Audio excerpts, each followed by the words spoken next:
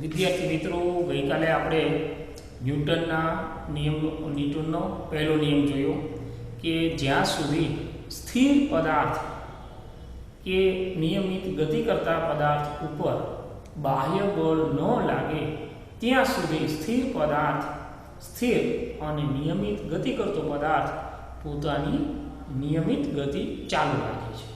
કોઈ પણ પદાર્થની અવસ્થામાં ફેરફાર કરવા માટે પરિણામી બળની જરૂરિયાત ઊભી થાય છે એવું આપણને ક્યાંક પહેલો નિયમ સમજાવે છે.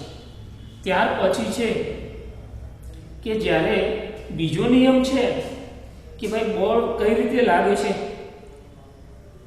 બળનો કન્સેપ્ટ લેતા પહેલા આપણે તેમાં આવતી એક સામાન્ય રાશિ છે કે ભાઈ વેગમાનનો કન્સેપ્ટ તમારે સમજવો જોઈએ અથવા તો વેગમાનની આપણને ખ્યાલ હોવો જોઈએ કે પદાર્થનું વેગમાન એટલે શું, કઈ કઈ બાબતો ઉપર આધાર રાખે.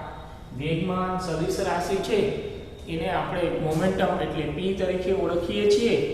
વેગમાન p ટૂંકમાં યાદ રાખવું હોય તો m * v. m છે એ આપણને પદાર્થનું વેગમાન છે તેના દળ અને વેગના ગુણાકાર તરીકે વ્યાખ્યાયિત છે. વેગમાન p m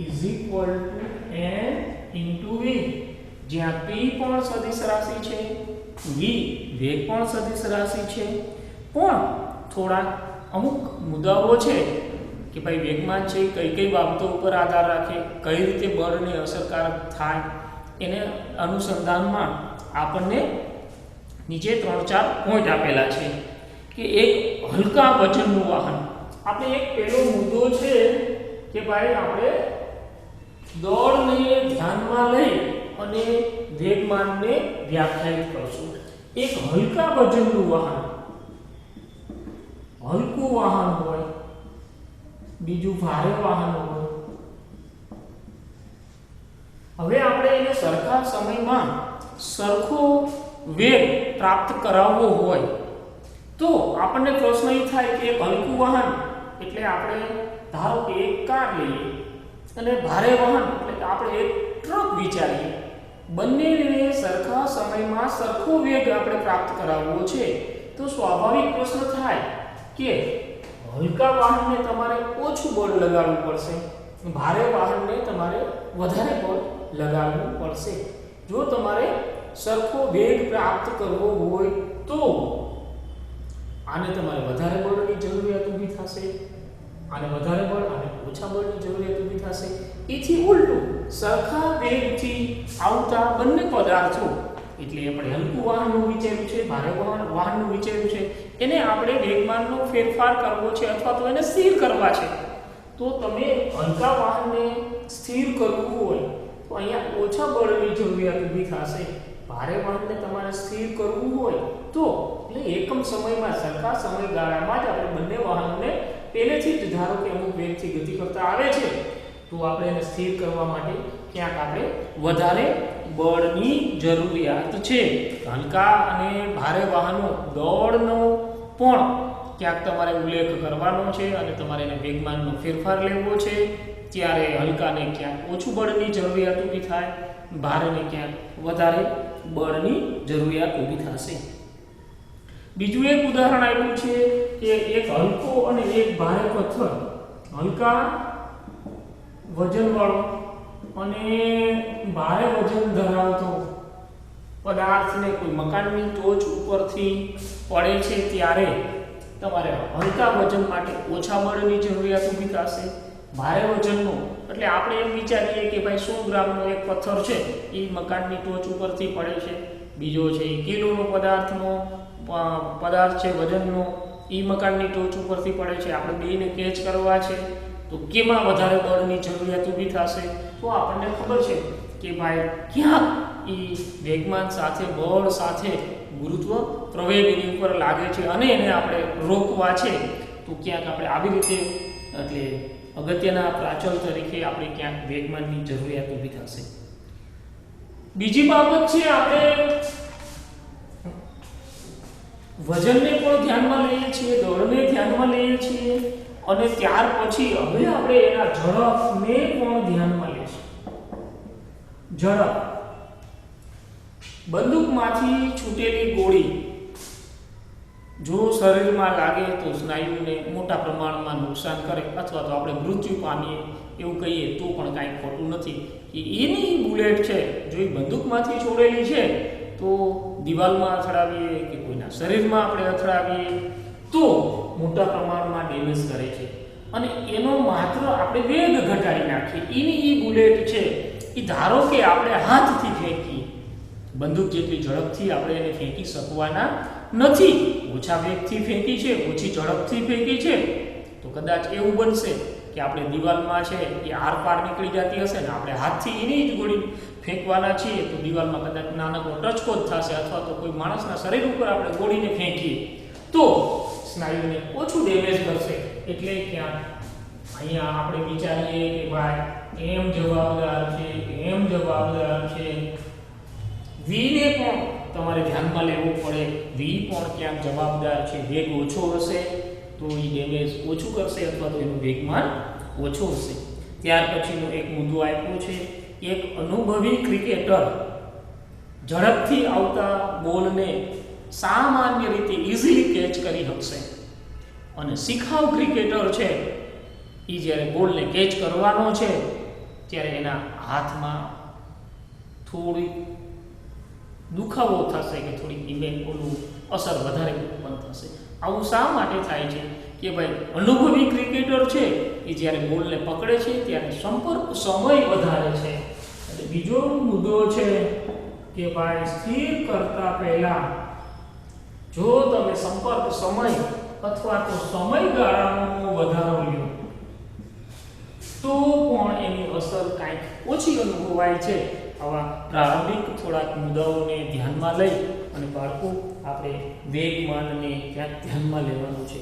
આમ જુદા જુદા પદાર્થો ઉપર સમાન બળ. હજુ એક અગત્યનું પેરામીટર છે કે ભાઈ આપણે હલકા વાહન અને ભારે વાહનને સમાન સમયમાં સમાન બળ લગાડીએ,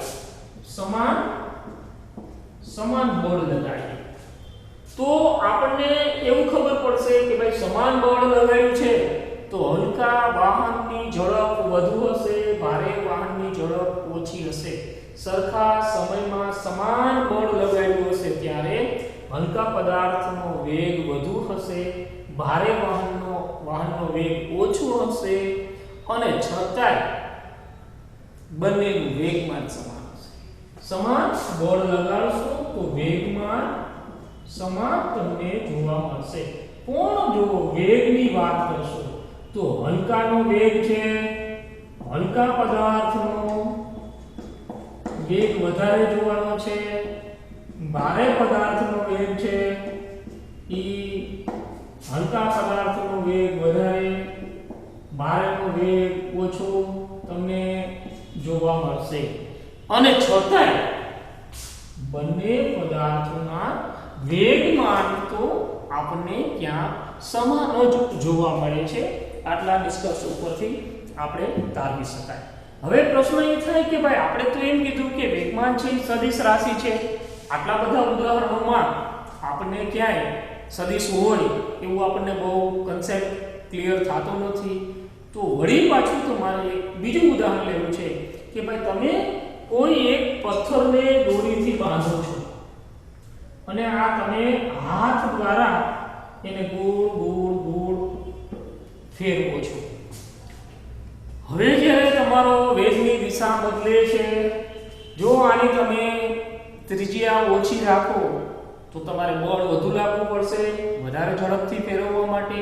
ત્રિજ્યા મોટી કરી નાખશો તો એટલે તમે ક્યાંક નિયમિત વર્તુળાકાર ગતિમાં ત્રિજ્યાને રિલેટેડ અહીંયા નિયમિત વર્તુળાકાર ગતિ કરે છે એટલે એને સતત એના મૂલ્યમાં ફેરફાર થતો નથી પણ એની વેગની દિશા સતત બદલે છે. વેગમાન પણ સતત બદલતું હોય છે. તો આનો કન્સેપ્ટ પણ તમારે બાળકો ત્યાં યાદ રાખવો જોઈએ. તો વેગમાનના ફેરફારનો દર લાગુ પાડેલા બળના સપ્રમાણમાં છે.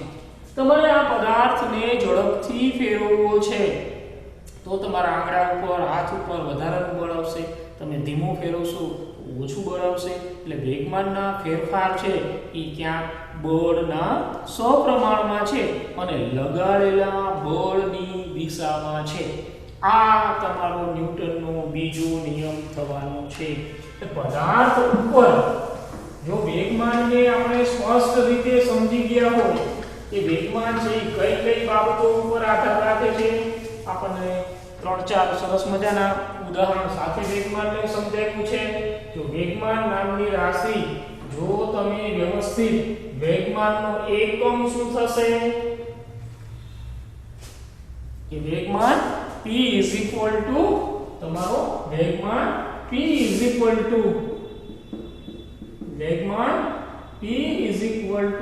m v. તો આનો એકમ થશે કિલોગ્રામ મીટર પર સેકન્ડ જેવો તમારો એકમ થશે. એકમ ઉપરથી તમે પારિમાણિક સૂત્ર પણ લખી શકો છો.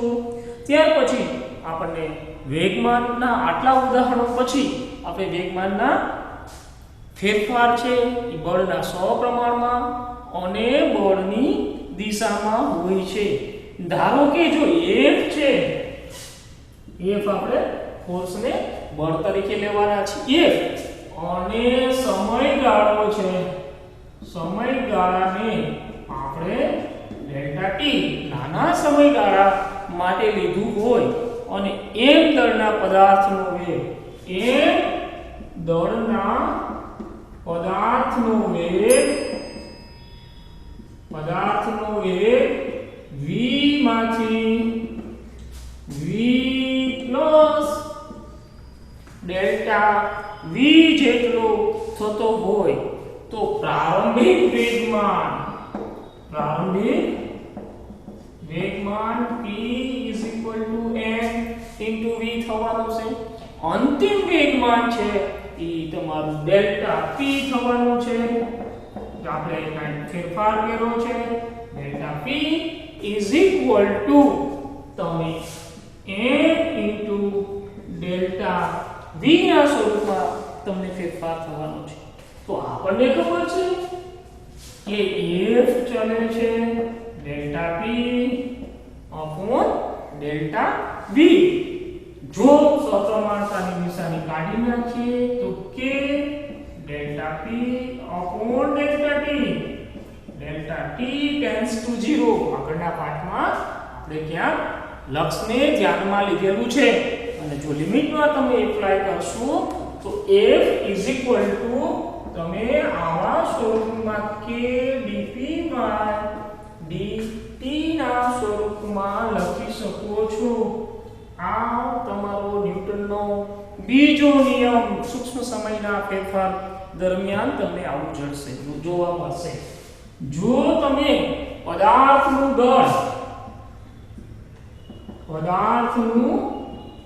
દળ એમ અચળ હોય, તમારું પ્રક્રિયા દરમિયાન કે કાર્ય દરમિયાન તમે ફેરફાર કરો છો ત્યારે દળમાં જો કોઈ ફેરફાર થતો ન હોય, એમ અચળ હોય, આપણે શરૂઆતના પ્રારંભિક તબક્કે એમ અચળ જ લેવાના છીએ. દોરીમાં આપણે એમ દળના પદાર્થને ફેરવીએ છીએ ત્યારે એના દળમાં કંઈ ફેરફાર થતો નથી. શરૂઆતનું ભૌતિક વિજ્ઞાન છે તમારે મોટે ભાગે અચળ દળવાળા પદાર્થ માટે જ લેવાનું છે. તમે થોડુંક આગળ ભણશો તો વળી પાછો એમમાં થતો ફેરફાર, તો વળી પાછો એમાં ન્યૂટનનો બીજો નિયમ નહીં પણ બીજી બધી બાબતોને ધ્યાનમાં લેવી પડે. એટલે આપણે અહીંયા પદાર્થનું દળ એમ છે ને અચળ લેવાનું છે. જો અચળ લઈ અને p ની કિંમત મૂકીએ, વેગમાન p m v ની કિંમત લઈએ તો વળી પાછું આપણે આમ લખી શકાય f k d by dt બ્રેકેટમાં m v. m અચળ હોય તો વિકલન કરશો તો આગળ લઈ શકશો તમે dv by dt. વેગનો એકમ સમયમાં થતો ફેરફાર છે આપણને પ્રવેગ આપવાનો છે તો k m a. k છે અચળાંક છે, તેની મૂલ્ય ગમે તે લઈ શકાય, મૂલ્ય પણ હોય પણ મોટે ભાગે k 1 લેવામાં આવે છે. જો k બરાબર 1 લ્યો, f બરાબર 1 અને k બરાબર 1 લેતા f m a આપણને ક્યાંક ન્યૂટનનો બીજો નિયમ જોવા મળવાનો છે. અને હવે આપણે આની વ્યાખ્યા કે આનો એકમ લખવું હોય તો કે ભાઈ બળનો એકમ છે એ આપણને ખબર છે કે ભાઈ ન્યૂટન તરીકે આપેલો છે. F નો એકમ છે એ આપણે F = m * a નો એકમ છે એ કેપિટલ N ન્યૂટન નામના વૈજ્ઞાનિકની યાદમાં આપેલો છે. F = એનો એકમ ન્યૂટન છે. તો આપણે એકમની વ્યાખ્યા આપી હોય તો 1 ન્યૂટન એટલે શું કે ભાઈ જો 1 F = m * a આની વેલ્યુ તમારે એકમ કન્વર્ટ કરી દેવાની છે.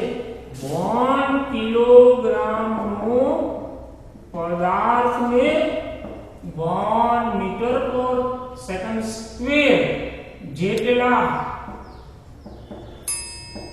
પ્રવેગથી ગતિ કરાવવા માટે આપવા પડતા બળ F ને 1 ન્યૂટન કહેવામાં આવે છે. 12મા ધોરણ સુધી તમારે ઘણા બધા એકમોની વ્યાખ્યા જ્યારે આપવાની થાય ત્યારે એનું સૂત્ર તમે જાણતા હોવા જોઈએ, એકમ તમે જાણતા હોવા જોઈએ, મૂળભૂત કયા સ્વરૂપમાંથી આવ્યું છે એ તમે જાણતા હોવા જોઈએ. અને જો તમે એની વેલ્યુ ગણ કરી નાખો તો 1 ન્યૂટન = 1 કિલોગ્રામ મીટર/સેકન્ડ² એ તમારો એનો એકમ થવાનો છે. એનું પારિમાણિક સૂત્ર પણ તમારે તૈયાર કરવું જોઈએ અથવા તો આની ઉપરથી પારિમાણિક સૂત્ર પણ જરા નોટમાં લખતા રહેજો, વ્યાખ્યાઓ લખતા રહેજો, પ્રશ્નો લખતા રહેજો તો તમને સમજવામાં સરળ થશે. હવે ફરી પાછું આપણે ત્યાં કેમ લીધું છે કે F = ફાઇનલ જવાબ જ આપણે લખીએ છીએ A = m * a. જો F = 0 હોય, F = 0 હોય, ડાબી બાજુ 0 હોય તો જમણી બાજુને 0 આપણે કરવી જોઈએ. કોઈ દિવસ દળ છે એ 0 હોતું નથી, માટે A = 0. તમે બાહ્ય બળ ન લગાડો ત્યાં સુધી પદાર્થ પ્રવેગિત થતો નથી. એને એટલે ન્યૂટનના પહેલા નિયમને સપોર્ટ કરે છે કે જ્યાં સુધી બાહ્ય બળ ન લગાડો તો સ્થિર પદાર્થમાં A = 0 હોય, પ્રવેગ હોય જ નહીં. અને નિયમિત ઝડપથી ગતિ કરતો હોય તો એમાંય પ્રવેગ કે પ્રતિપ્રવેગ ન હોય, નિયમિત ગતિ હોય, અચળ વેગ હોય તો A = 0 હોય. તો આ પ્રશ્ન છે એ આપણને પહેલા નિયમ સાથે સુસંગતતા દર્શાવે છે. ન્યૂટનના ગતિનો બીજો નિયમ છે એ સદિશ નિયમ છે કે ભાઈ આ નિયમ છે સદિશનો નિયમ છે, સદિશનું પાલન કરે છે, સદિશનો નિયમ છે. સદિશનો નિયમ હોય તો આપણે આગલા ચેપ્ટરમાં ભણી ગયા કે કોઈ પણ સદિશ A હોય તો સદિશ એને x અક્ષનો ઘટક, y અક્ષનો ઘટક અને z અક્ષનો અને 3 અક્ષના ઘટકોના સ્વરૂપમાં પણ લખી શકાય. તો વળી પાછો આપણે f ને fx ના ફોર્મમાં લખવું હોય, f નો x અક્ષનો ઘટક લેવો હોય, આપણે f = m * a કર્યું ક્યાંથી dp/dt ઉપરથી. તો વળી પાછો px/dt = m એ x ના સ્વરૂપમાં પણ લખી શકાય. સેમ પ્રશ્ન થશે fy = dpy dt = may, fz = dpz/dt = maz. જો તમારું લાગતું બળ એક્ઝેક્ટ એક જ દિશામાં ન હોય ને એની સાથે એંગલ બનાવતું હોય, ખૂણો બનાવતું હોય, તમારો જે દિશામાં તમે બળ લાગો છો એ જ દિશામાં બળની દિશામાં સ્થાનાંતર ન થતું હોય, બળની દિશામાં જ પ્રવેગ ન હોય ને એની વચ્ચેનો કંઈક એંગલ બનતો હોય તો તમે એને ઘટકોના સ્વરૂપમાં પણ લખી શકો. અને ઘટક છે એ અક્ષ ઉપરની અસરકારકતા દર્શાવે છે એવું આપણે આગલા પાઠમાં ભણ્યા છીએ. તો આનો આપણે ખ્યાલ રાખવો જોઈએ કે સદિશ નિયમ છે તો એને ઘટકના સ્વરૂપમાં પણ દર્શાવી શકાય. હવે ત્યાર પછી f = dp/dt આપણે આ ફોર્મમાં પણ પહેલા યાદ રાખવું જોઈએ. f = dp/dt is equal to m into a. આ બળ છે ન્યૂટનનો બીજો એકાંકી બિંદુરૂપ કણને લાગુ પડે છે. તમારી પાસે વિસ્તૃત પદાર્થ હોય અને એમાં એકાંકી બિંદુ એક બિંદુ ઉપર તમે પદાર્થ છે દ્રઢ પદાર્થ તરીકે લેવાનો છે. વળી પાછું દ્રવ્યમાન કેન્દ્ર અહીં આગલા ચેપ્ટરમાં આપણને વ્યવસ્થિત સમજાવેલું છે કે એક કણ જેટલું ગતિ કરશે એટલું જ પદાર્થના તમામ કણો ગતિ કરશે ને એ પદાર્થને દ્રવ્યમાન કેન્દ્ર હોય દ્રવ્યમાન કેન્દ્ર ઉપર જ તમે બળ લગાડો છો એક બિંદુ ઉપર બળ લગાડો છો એટલું સમગ્ર પદાર્થ ઉપર તમે બળ લગાડી શકો છો. આવી પણ બાબત છે. અને તંત્રની અંદરના આંતરિક બળોને આપણે ધ્યાનમાં લેવાના નથી. જો અગત્યનો પ્રશ્ન છે આગલા પાઠમાં જો આગળ આપણે ભણવાના છીએ.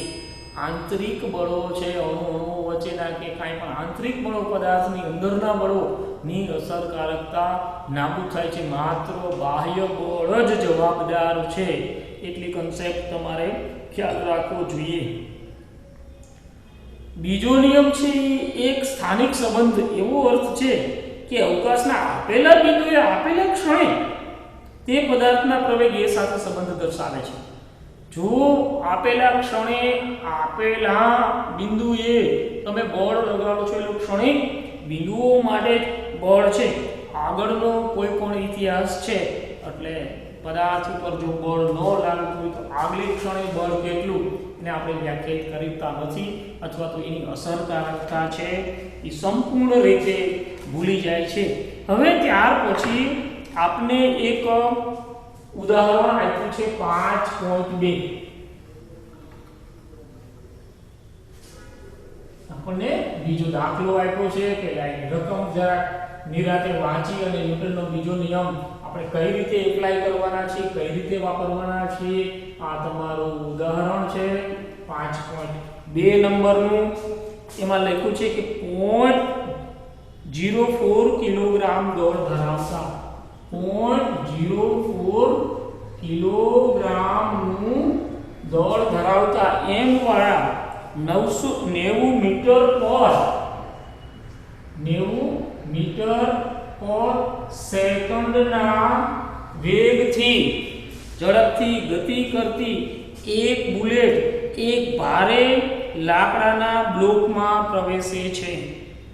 એક ગોળી છે એ ભારે લાકડાના બ્લોકમાં પ્રવેશે છે.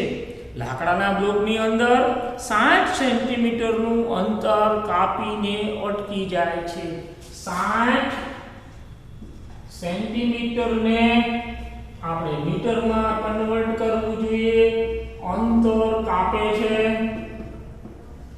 અને અટકી જાય છે એટલે પ્રારંભિક વેગ અંતિમ વેગ એનો શૂન્ય થાય છે. પણ સ્થાનાંતર d લઈને એટલે વળી પાછું આપણે પ્રવેગી ગતિના સમીકરણોનો અહીંયા ઉપયોગ કરવો પડે. v2 - v2 2ad જેટલું ઇક્વેશન વાપરવું પડે.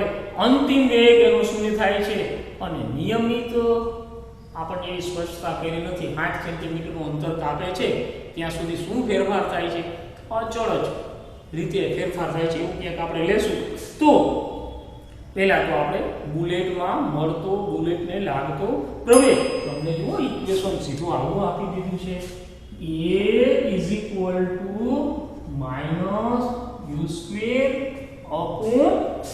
u²/2s. સમીકરણ આવ્યું ક્યાંથી તો ભાઈ આપણે આમ યાદ રાખવું જોઈએ 2s = v² - u². તમારે અંતિમ અને પ્રારંભિક વેગનો તફાવત છે એ 2as વાપરે છે ક્યારેક 2ad વાપરે છે. આ v0 અને v વાપરશે v અને u પણ વાપરશે. આવા ઇક્વેશનોમાં થોડા ફેરફાર હોય તો આગળ 9મા ધોરણમાં પ્રારંભિકને u કીધું છે અંતિમને v કીધું છે. આપણે v0 અને v1 પણ લેવાના છીએ. આવો કન્સેપ્ટ યાદ રાખવાનો છે. તો અંતિમ બ્લોકમાં અંતર કાપીને અટકી જાય છે એટલે v = 0 તમે જવાબ મૂકો. આ પદ નીકળી જાય છે એટલે સીધું આ ઇક્વેશન આપણી સામે દેખાય છે. હવે આમાં તમે આની વેલ્યુ મૂકશો કે ભાઈ ત્યાં આ માઈનસ છે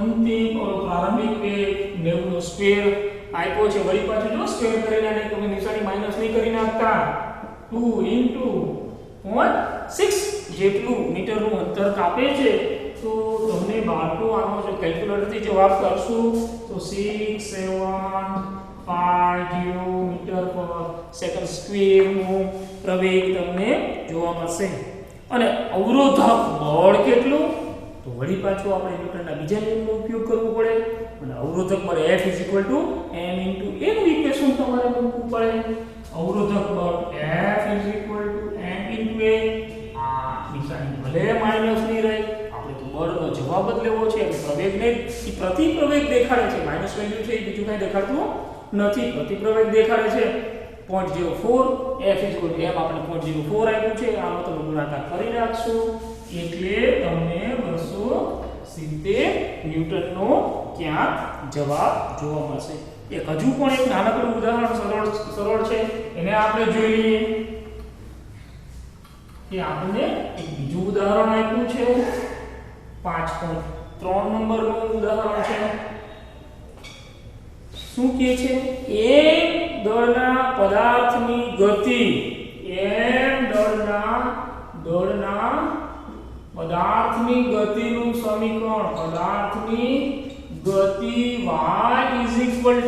ઇક્વેશન ગમે તે આપ્યા હોય દેવાનું જરૂર નથી ut પ્લસ પ્રારંભિક વેગ આપ્યો છે 1/2 gt2 ઇક્વેશન કોઈ પણ હોય એટલે મગજમાં થોડું અર્થઘટન રાખવાનું y યામમાં એની ગતિ અથવા તો x કે y ગમે તે હોય સ્થાનાંતર દર્શાવે છે u એનો પ્રારંભિક વેગ છે t સમયગાળો છે 1/2 g ગુરુત્વ પ્રવેગ છે t2 જેવું ઇક્વેશન આપણને આપ્યું છે તરીકે વર્ણવાય છે તો પદાર્થ ઉપર લાગતું બળ શોધો હવે આપણને માત્ર સ્થાનાંતર આપ્યું છે અને સ્થાનાંતર ઉપરથી આપણે f ગોતવાનો છે સ્થાનાંતર આપ્યું હોય તો એક વખત વિકલન કરી નાખશો એનું તો વેગમાં રૂપાંતર થશે વળી પાછું હોય તો બીજી વાર રૂપાંતર કરી નાખશો વિકલન કરશો એટલે વળી પાછો પ્રવેગ મળશે પ્રવેગને m થી ગુણી નાખશો F = m * a આપણે બળ શોધવું હોય તો આપણને આટલી ખબર છે કે આપણે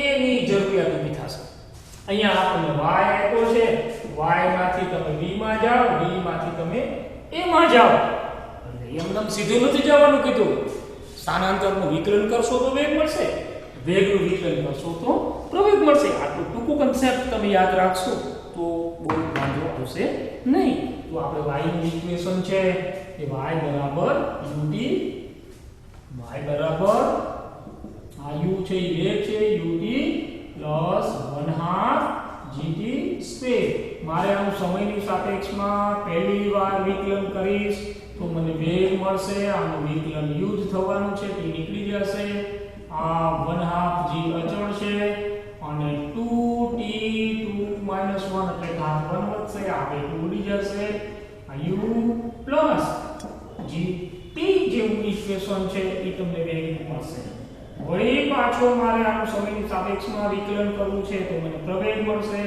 અચળાંક છે તો 0 થઈ જશે તો વળી પાછો ક્યાંક આપણને g જોવા મળશે તો આ છે તમારું F m * g તમને ક્યાં પહેલા કીધું છે કે એની બદલે સીધો g વપરાય પણ ગુરુત્વ પ્રવેગ છે પૃથ્વીને લાગતો ગુરુત્વ પ્રવેગ ગમે તે પદાર્થનો લાગતો ગુરુત્વ પ્રવેગના અર્થમાં ક્યાંક આપણે બાળકો આવા ઇક્વેશનો ધારી શકીએ હવે નેક્સ્ટ પીરિયડમાં આપણે હજુ એક વધારાનું કે વેગમાન છે એ ક્ષણિક સમય માટે લાગતું હોય તો સમયગાળાને આપણે નોંધી શકતા નથી તો વેગમાનના ફેરફારને ધ્યાનમાં લેવો જોઈએ આવું એક રાશિ છે બળનો આઘાત અથવા તો ઇમ્પેક્ટ તરીકે ઓળખાય છે એ હવે નેક્સ્ટ પીરિયડમાં અથવા તો બીજી વખત બીજો પીરિયડ આપણે લેશું ત્યારે તમને બળના આઘાતથી ઇક્વેશનની શરૂઆત કરાવશું